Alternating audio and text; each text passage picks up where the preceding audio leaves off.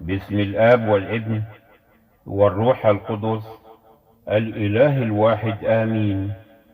أولادي الغاليين، العطاء هو بداية القرب من الله، لأن الذي يعرف العطاء هو القلب الذي فهم سر الحب، لأن الحب الحقيقي لا يختبر بالكلمات. حين تمتد أيديكم لتعزية حزين أو مساعدة محتاج أو دعم ضعيف، يشفي الله جرحكم ويحول أحزانكم إلى سلام لا يفهمه العالم. العطاء يطرد الخوف، العطاء يبدد الضيق، العطاء يقيم السلام. واعلم يا ابني، لأن العطاء هو نار يطرد الظلمة. لا تعلنوا ما تعطون، لأن الذي يرى في الخفاء يجازيك علانية. اعطوا، افتحوا قلوبكم، كونوا سبب شفاء، سبب فرح، سبب رجاء. ازرعوا الخير، لأن العطاء هو الطريق إلى قلب الله، وهو لغة السماء. ومهما ابتعدت وأنا أمكم معكم في كل لحظة، وأحمل عطاياكم الصغيرة أمام عرش الله ليحولها إلى نور وبركة وسلام في حياتكم. سلام يكون معكم، وليملأ الله بيوتكم بالخير وقلوبكم بالحب وأيامكم بالبركات. هفتح أمامكم بابا جديدا من أبواب العطاء، بابا يلمس الروح ويغير الحياة من الداخل. كثيرون يظنون إن العطاء مجرد مساعدة الآخرين، لكن العطاء الحقيقي هو رحلة تبدأ من داخل القلب. عندما تعطي، قسوته تتبدد، ضعفه يتحول لقوة، وجراحه تشفي.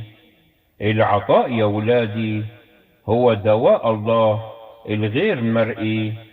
ربما تمرون بأيام صعبة وتشعرون إن الأبواب مغلقة أمامكم، لكن أقول لكم بسر السماء، حين تعطون سيفتح الله لكم أبوابا لا يعرفها البشر. قد يغلق الناس بابا أمامكم، لكن الله يفتح 1000 باب، لأن العطاء يجذب النعمة، والنعمة تغير الأقدار. ومن يعيش بالرحمة يعيش بالقرب من الله. لا تنظروا لحياتكم بعين الضيق، بل بعين الرجاء. فالعطاء، تذكروا، هو بذرة مباركة التي تحصدونها غدا. قد يعطي الإنسان كثيرا بلا حب، فيكون عطاؤه بلا وزن. وقد يعطي آخر قليلا، لكن بقلب صادق، فيكون عطاؤه أثمن من الذهب. الله يرى العمق، ويرى النية، ويرى القلب قبل اليد. إن كلمة طيبة لشخص مكسور قد تقيم روحه، وابتسامة لطيفة لمسافر حزين قد تغير يومه. وصلاة صادقة من قلبكم يمكن أن تفتح السماوات. هناك من يعيش حياته مثل شمعة تذوب لنفسها، وهناك من يعيش حياته مثل نار من الحب تشعل نورا في حياة الآخرين. كونوا أنتم النور الذي يعزي، كونوا أنتم اليد التي ترفع، كونوا أنتم القلب الذي يعطي، لكن يعطي بمحبة، لأن الله يرى في الخفاء، وهو الذي يكافئ في العلن. لا تبحثوا عن مديح، اعطوا بروح الفرح وليس بروح الإجبار. اعطوا بمحبة لأنها اللغة التي تفهمها السماء. اعطوا بإيمان لأن الله لا ينسى تعب محبتكم. وأنا أمكم أرفع عطاياكم الصغيرة أمام الله ليحولها إلى نعمة كبيرة وبركة تحفظ بيوتكم. الرب ينظر إلى البيت الذي فيه محبة، البيت الذي فيه رحمة.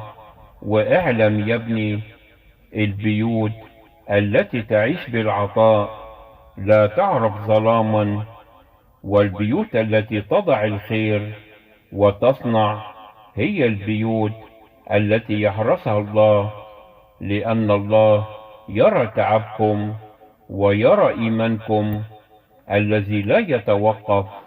إذا كنت تؤمن أن يسوع المسيح صلب على الصليب ومات وقام في اليوم الثالث حسب الكتب، اكتب آمين.